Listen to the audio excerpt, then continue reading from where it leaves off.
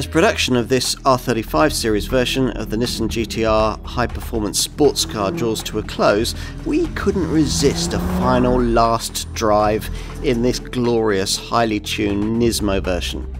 Here you get a real feeling for just how far Nissan has evolved this design since we first saw it way back in 2007. It remains a supercar for the PlayStation generation, but it's still astonishingly accessible and frighteningly quick.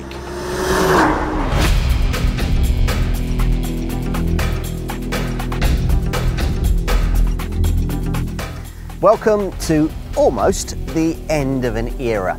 This R35 generation Nissan GT-R is one of the industry's longest running super sports cars, and though it's nearing the end of its production run, it's still one of the rawest, most authentic and most exciting cars in its segment. Here's the highly tuned Nismo version. It's fast, very fast, as all previous GT-R models have been. Motorsport engineering is embedded into the very genes of this car. Tucked away amongst the cane fields of Hokkaido, Japan's North Island, is a test track that is itself a tiny piece of Germany. Signs point to Cologne, and there are perfect replicas of Autobahn rest stops. The road surface is Germanic, and if you wait a while, you might hear the ballistic roar of a turbocharged Porsche 911 flying past at 3 miles a minute. Creating a supercar to beat Audi, Mercedes, and yes, Porsche requires nothing less than this kind of attention to detail. And the result, launched back in 2007, was the very first version of this R35 series GT-R. Prior to this model's launch, the Japanese brand had bought us Ferrari baiting supercars with GT-R badges, but they'd all been called Skylines. The original R32 model of 1989, then the ones we saw in Britain, the R33 launched here in 1997, and the R34 which followed it in 1999. With these cars, Nissan was learning. With this R35 design, which didn't make it to the UK until 2009, the gloves were off. No more Skyline references to cheaper mass market models. This model instead was just badged GT-R. Purpose-built for 200-mile-an-hour Porsche performance at a fraction of the price. In the years since, the GT-R package has been gradually evolved with subtle updates nearly every year, but the same basic recipe has remained, based around brutal styling and a rumbling 3.8-litre V6 beneath the bonnet. This car no longer sells at a fraction of Porsche prices. Well, it doesn't in this Nismo form anyway, but in performance per pound terms, what you get here is still pretty impressive. The Nismo model, flagship of the GT-R range, was first launched in 2015, and now, as production winds down to its inevitable end, probably sometime in 2023, remaining sales are based around it. Lots of brands claim to offer a race car for the road, but this Nissan really is, as we're about to find out.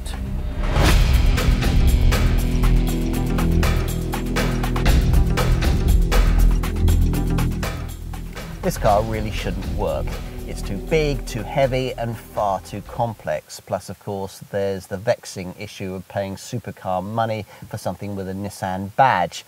But it does. Oh, it does.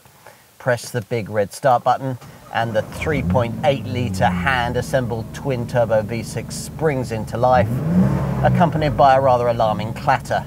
It feels like a racetrack refugee. It is.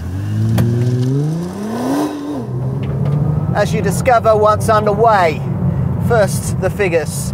62 miles an hour from rest is barbecued in just 2.8 seconds. 100 miles an hour flashes by in around 8 seconds, and if you have an airport runway on hand, you'll hit 196 miles an hour before the electronics prevent you from reaching the magic 200 mile an hour mark. If you need a frame of reference, that's roughly the same as a Ferrari 812 Superfast, a car that costs nearly £100,000 more. That gives you some idea as to the scale of Nissan's achievement in creating this car. Under the bonnet That thundering 24-valve V6 here generates 600 horsepower. Quite a change from when we first tested the standard version of this car a decade ago, which put out just 478 horsepower. Now, as then, it drives all four wheels via a dual-clutch, 6-speed, semi-automatic gearbox with steering wheel paddles for rifle-quick 0.2-second changes. The transmission can adapt itself, depending on your mood, via this dash-mounted toggle switch just in front of the gear lever, with the best all-out driving options being manual for when you're using the paddles and don't want the car kicking down, or better still, R, or race, which lets the engine run to the limiter while firming up the dampers and offering more leeway on the stability control. If you leave it be, the transmission sends 97% of its power to the rear wheels, but within just 1/10 of a second, all that can change up to 30% of torque heading frontwards if you're cornering vigorously, so that there's exactly the right amount remaining to light up the rear wheels and slingshot you forward to the next bend. You can understand why at its original launch this car embarrassed Porsche by lapping their backyard, Germany's Nordschleife Nürburgring racetrack, faster than a 911 Turbo, costing nearly twice as much. Even when you're not on track, the whole experience is addictive in the extreme. And extreme is a word you keep using with reference to this Nissan. No attempt has been made to refine or culture its sensibilities. If a British Touring Car Championship driver were to lend you his race car for a quick blast up your favourite B road, then this, you feel, is the kind of experience that you'd get. A rigid body structure and race-tuned suspension give confidence building stability through quick lateral transitions and high overall cornering speeds. Providing the grip are sticky 20-inch tyres wrapped in smart raised machine-finished forged aluminium wheels.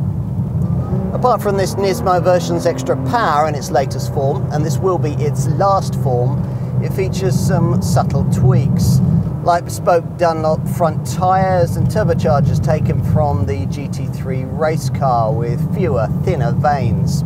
At this level in the GT-R range, you also get lighter weight. This Nismo version tips the scales at 1,703 kilograms, plus revised damping and carbon ceramic brakes. Otherwise, it's pretty much the standard GT-R recipe. Sony were involved with this Nissan's original development, but at least the steering isn't games console-like. It's quick-witted and communicative, which is useful on tight twisties when you're away from this Nissan's natural habitat of fast-flowing roads. The Brembo brakes are suitably awesome too, stopping this still rather heavy hot rod in just 40.9 meters from 70 miles an hour. In recent years, Nissan has added a special brake booster, which increases the initial braking response by engaging with less pedal stroke, resulting in enhanced stopping power and feel. The ride isn't actually as stiff as I was expecting, and you can tailor its tautness via this dash-mounted switch. There's another button to alter stability and traction settings too. You'd be well advised though to decide on your various drive selections before really starting to flex your right foot, because once you do, your eyes are going to need to be glued on the road ahead if you're to stay out of the hedge and or on the right side of your local magistrate, and that's in the dry. And refinement, well, you can hear, can't you? The thundering engine certainly makes its presence felt, but not to the point where you'd be shy to take this car on a cross-continental journey. But that would be a waste of its talents. It's a supercar accessible to almost anyone, yet rewarding enough for the most demanding enthusiast. It's still an astonishing achievement.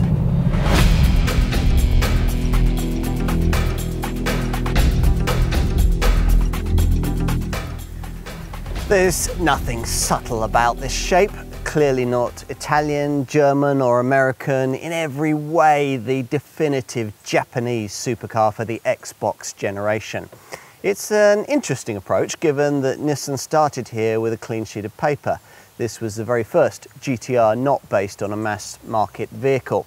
The muscular body structure with its perfect 50-50 weight distribution drapes a body structure variously made up of carbon fibre, aluminium and steel that's slipperier than you might think. The 0.27 CD drag factor matching that of a sleek Toyota Prius.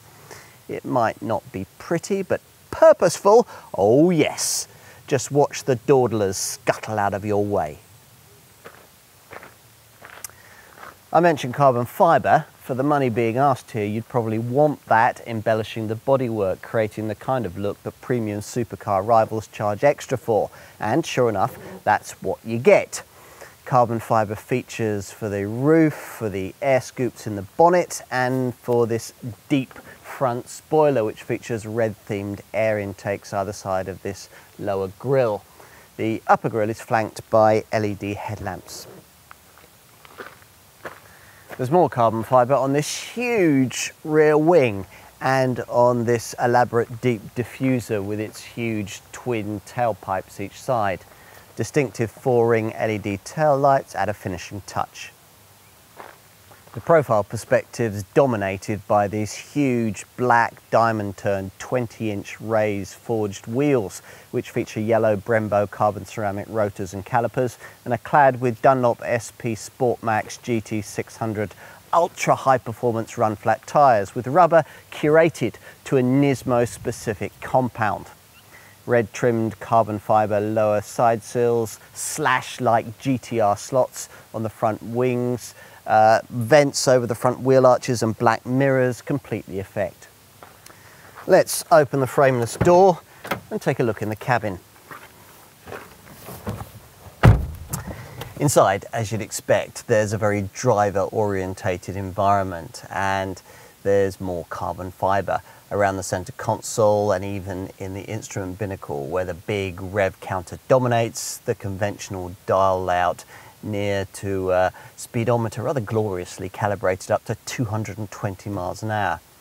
You sit comfortably on red trimmed race style Recaro bucket seats, and there's red stitched red leather for the gear stick and for the door pulls, with further red stitching for the meaty 3-spoke sports steering wheel. That wheel has a classic red 12 o'clock marker, and there's Alcantara stitched fascia top plus a high-performance Bose audio system. You'll need to spend ages with the handbook while you figure out all the various buttons and switches, but once familiarity dawns, it all works well enough, and these sports seats are brilliantly supportive, adjusting amply like the steering wheel for both reach and rake.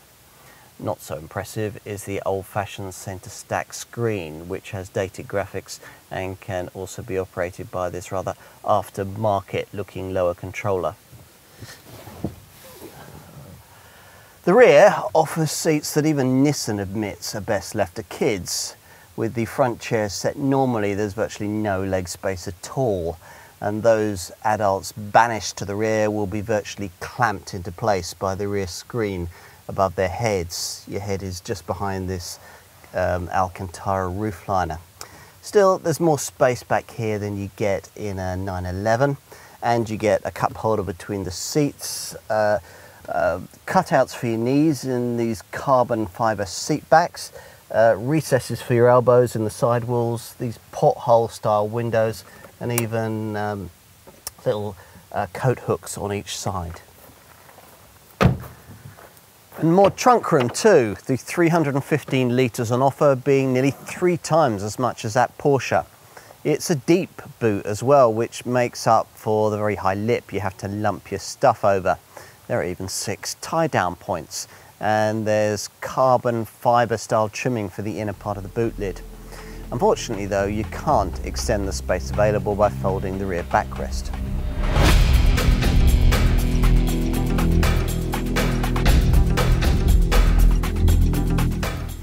This Nismo version of the GT-R will cost you just over £180,000, which will sound an awful lot if you expected an asking figure around £100,000 less than that. But then this is the ultimate GT-R, and in many respects the last car of its kind. A Porsche 911 Turbo S retailed at around £160,000 at the time of this test in summer 2021. But spec one of those up to GT-R Nismo levels and the asking price probably wouldn't be a lot different.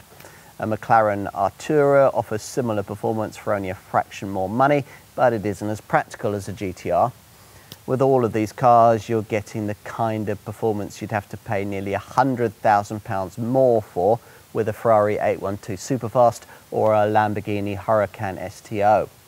Now more than ever, this GT-R deserves its poor man's Bugatti Veyron tag. You get plenty of kit for the money too. All these carbon fibre bodywork add-ons come included for £180,000. All these models' rivals will charge you richly for that sort of thing. And Nissan also includes these big 20-inch wheels and carbon ceramic brakes too, another item usually a pricey extra. You also get Recaro front seats, carbon fibre interior trim, a rear view camera, cruise control and automatic climate control. But not much in terms of camera safety kit. Well, not anything really. Here, this car really shows its age.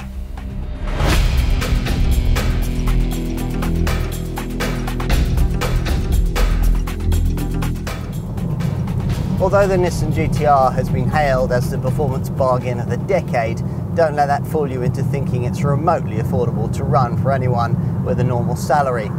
Everything about this car is big money, especially in this top Nismo form. It munches consumables at a prodigious rate, chewing through tyres and clutches with abandon if used in anger. Fuel economy, rated at 19.7 miles to the gallon for this latest model, is still pretty eye-watering too, as is the 316 gram per kilometre CO2 reading, and residual values are no longer the unimpeachable proposition they once were. Tyre wear will be high and specialist servicing is also likely to be needed, necessary every 6,000 miles. At least there's a 3-year 60,000 mile warranty. Insurance is a full house Group 50 and many insurers will load premiums when they hear those 3 magic letters. Although ongoing costs may be steep, few owners will regret their purchase because the GT-R is something very special. It's a vehicle that carries a weight of personality well beyond its price level.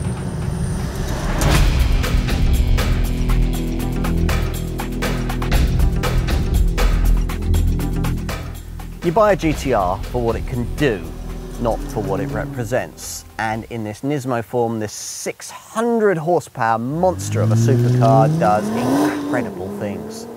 Other exotic brands promise this, but often require Formula One style driving skill to realise the potential on offer. In contrast, this Nissan is accessible to almost all with an empty road, a racetrack and a petrol-fuelled personality. There will be those who decry the GT-R as a one-trick pony, a vehicle that can shine on a lap of the Nürburgring, but which possesses an otherwise narrow band of talent, even in this highly evolved Nismo guise. But those who doubt this Nissan are usually those who have never properly driven one. This GT-R is a car that more than ever appears to blend the laws of physics to its own will, defying conventional measures of power to weight and generating traction where none apparently exists. In short, this remains an exhilarating redefinition of what supercar motoring should be, still priced almost within reach of those who really, really want one. Drive one and you really, really will. Let the badge snobs sneer. Germany has its Porsche 911, the US has the Corvette, but in the GT-R, Japan has its own performance legend.